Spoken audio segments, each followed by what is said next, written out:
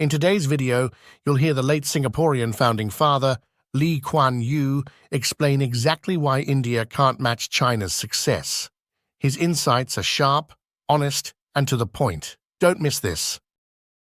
5 years ago at the founding dinner, you had predicted great things for China and India and cited to India's secular democracy as key to its future success.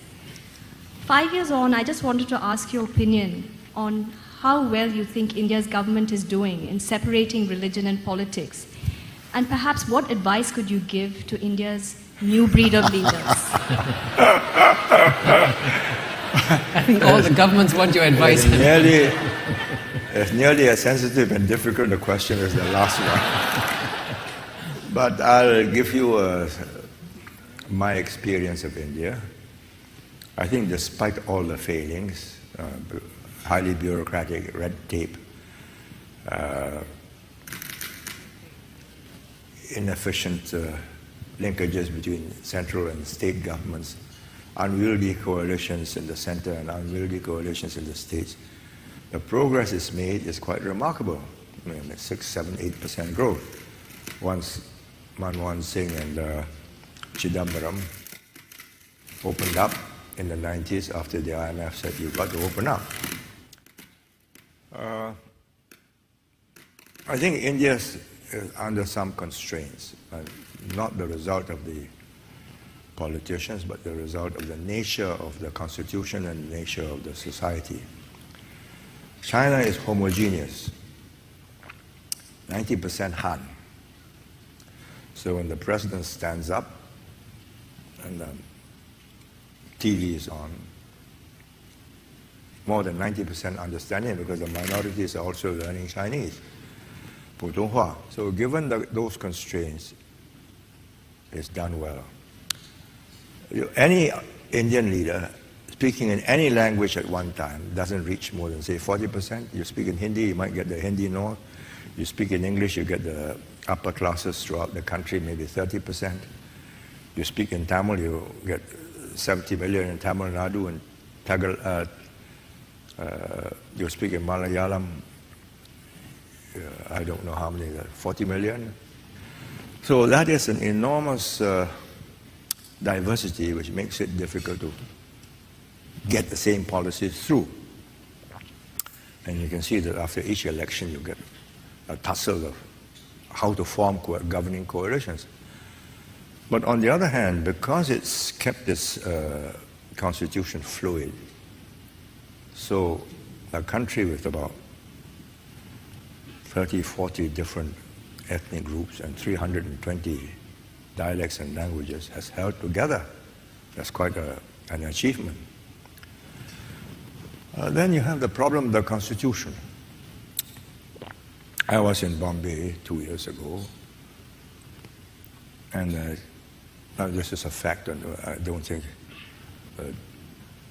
Deputy Chief Minister will take offense at my recounting what actually took place and his position. So he asked me if I would spend 3 hours discussing how to make Bombay a world financial center. So I thought, well, why not? So he brought all his main ministers, state ministers, and his officials. Halfway through the dialogue, I asked him, who governs Bombay? He said, there's a committee that runs Bombay. I said, but who provides it with the revenue? He said, we do, the state government. What happens to Bombay's revenue? It goes to the state government.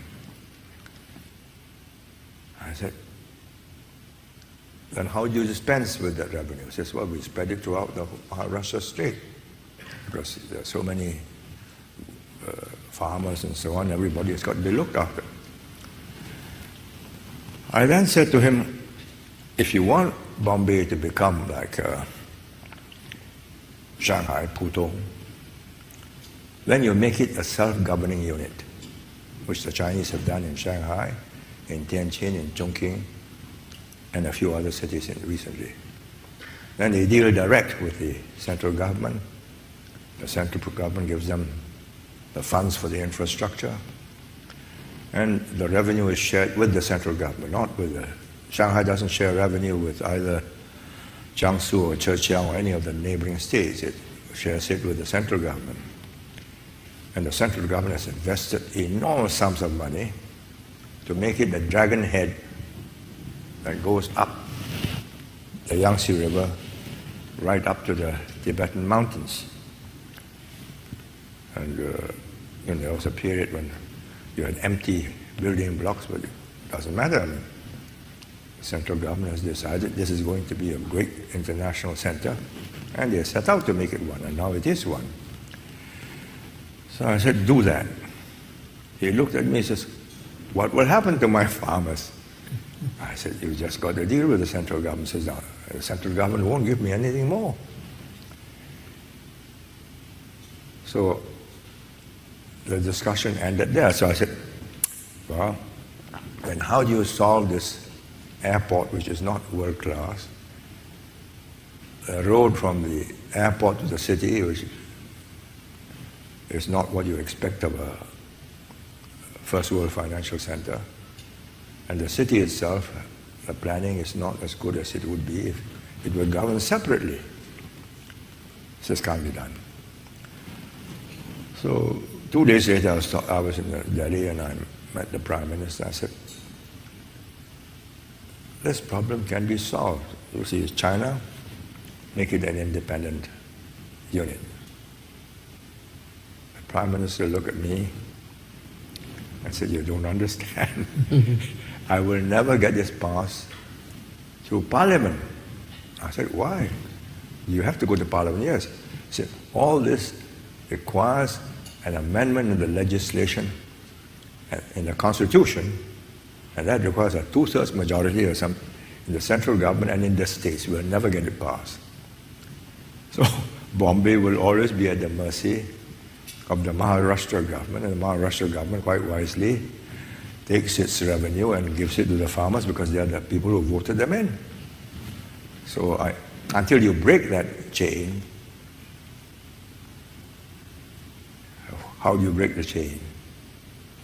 Lee Kuan Yew had a knack for getting straight to the point, and his take on why India struggles compared to China is a perfect example. He highlighted 2 key reasons, both rooted in how these countries are structured and governed. The first reason is about population and culture. China is largely homogeneous. Over 90% of its population are Han Chinese. That might sound like a small detail, but it actually matters a lot. When the central government or the president speaks, most people across the country understand the message. There's a shared language, shared values, and a sense of national identity that makes it easier to roll out policies quickly. India, by contrast, is incredibly diverse. It has over 1.4 billion people speaking hundreds of languages, following different religions, and living under vastly different local cultures. While this diversity is a strength in many ways, it complicates governance. Policies that work well in one state may not fit another. For instance, agricultural reforms that help Punjab could be irrelevant or even counterproductive in Tamil Nadu. The central government often has to negotiate with multiple states to get buy-in, slowing down decision-making and development. China, with its more unified population, can push nationwide initiatives like infrastructure projects or poverty alleviation programs much faster. The second reason Lee highlighted is how China balances central authority with local autonomy. Take Shanghai, for example. The central government gives the city enough freedom to experiment and innovate, while still aligning with national goals. This creates a powerful synergy, broad objectives from the top, but tailored solutions on the ground. The results are clear. Shanghai has become a global financial hub, driving economic growth for itself and the country. India faces a very different scenario. Bureaucracy and red tape often prevent states from acting quickly or trying new approaches. Policies must pass through multiple layers of approval, and political conflicts or corruption can create further delays. States don't have the same freedom to innovate, which slows down growth and makes large-scale reforms much harder to implement. In short, Lee Kuan Yew argued that China's relative homogeneity, combined with its system of central guidance plus local autonomy, gives it a clear advantage over India. India's diversity and slower bureaucracy make rapid, coordinated development far more challenging. China can move fast, adapt locally, and create synergy between the center and its regions, a combination India struggles to match. And these are some of core reasons why India cannot match China's success. What do you think? Do you agree with Lee Kuan Yew? Well, share your thoughts and leave your comments below. If you like what you watched, hit the like button and don't forget to subscribe to our channel for more interesting content.